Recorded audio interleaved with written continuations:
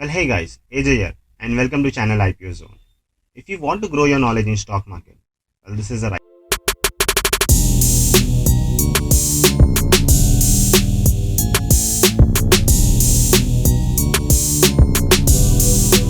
Today we are going to talk about the Policy Bazaar IPO, which is soon getting listed on our stock exchange. So, Policy Bazaar was incorporated in 2008 by the company named PB Fintech, which is India's leading online platform which provide you an insurance and other lending products. So earlier, like people were not aware about the insurance product, like how the insurance been taken, which insurance they should get invested in, and they were lack of knowledge about the insurance. So people were cheated by different other financial institute, or there were fraud which were happening a lot on the name of insurance. In 2008, PV Fintech came up with Policy Bazaar. This helped people to provide a medium or provide a social platform through which they can do their own research on the insurance and can find a better policies. So Policy Bazaar has three main structure through which it works. First is pre-policy, like purchase, before purchasing, doing your own research. You can do your own research by comparing different policies by different policies. Whereas there are multiple companies which are been partners of this company, around 51 banks or the 51 other financial institute are been a partner of this companies. So you get a lot of various options of policies.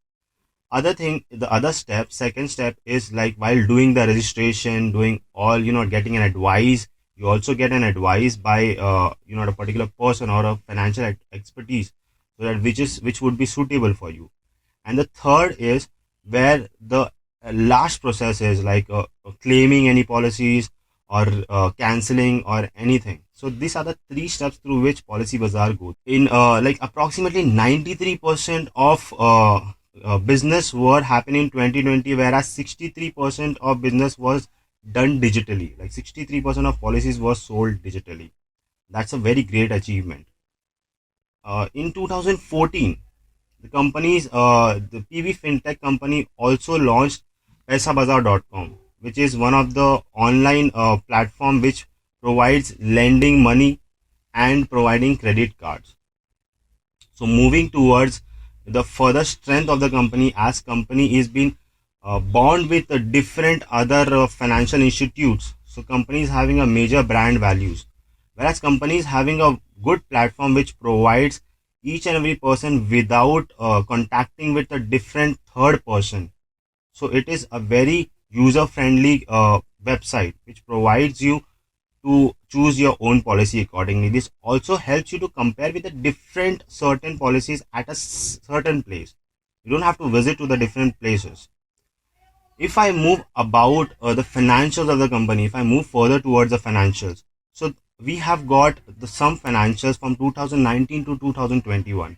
I'll let you know each and every financials. First is we are going to see the income from 2019 to 2021. So their income was around 529 crores in 2019, whereas in 2020 it further decreased a bit around 856 crores.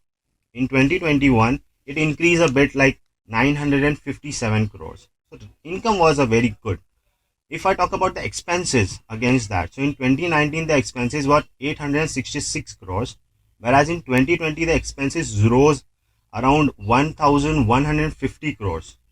In 2021, it also in a higher rate of around 1099 crores. So if you see the profit after taxes in 2019, it was minus 337.42 crores, whereas in 2020 it was minus 294.84 crores, whereas in 2021, which is minus 141.91 crores. So if you see, mostly the company is not making any profits. They are still in a loss making company, whereas in upcoming time they might increase or they might increase the efficiency towards their profitability. So let's move further towards the important detail and the important dates of the IPO which you should know. The important dates which we should note is the date where the IPO will get open for the bidding is on 1st November and it will close on 3rd November before Diwali. And the basic allotment is on 10th of November, whereas the money will get refunded on 11th of November, and the amount or the share which you get in the allotment, it will be credited in your account on 12th of November, and the IPO is getting listed on 15th of November. That's a very important date. So the size of the IPO is 6,017.5 CR, whereas it includes fresh issue which is approximately 3,750 CR, and the offer for sale is around 2,267.5 CR. The face value of this company is 2 rupees per share, whereas the price band which is given is around 940 to 980. Mostly you should always bid for the cutoff price, that is 980, where the chances of getting an IPO become higher. And the company is listing on both NSE and BSE, whereas the retail portion is around 10%. Moving forward, we can see amount which we have to put in is around 14,700, where we get around 15 shares on per lot. At the end of the day, if I tell you about my conclusion on this IPO, basically, if you are an aggressive investor and you look for an opportunities, I guess you should bid for this IPO where you can get a small, mostly the returns on listing, approximately 15 to 20% of return you can expect, not much more than that, because company is not having a very great ambition on this. Basically they want to grow their businesses, and they are reason why they are raising funds and all. But for the listing gains or for the investors who are looking for a small opportunities and all, surely they can bid for this. Hope so you like this video. At the end of the day, if you feel like this was a good information, please share to your near and dear one. Don't forget to click on like button, and to get more updates regarding to the IPOs and other financial knowledge, please subscribe to our channel. Till then, have a good day.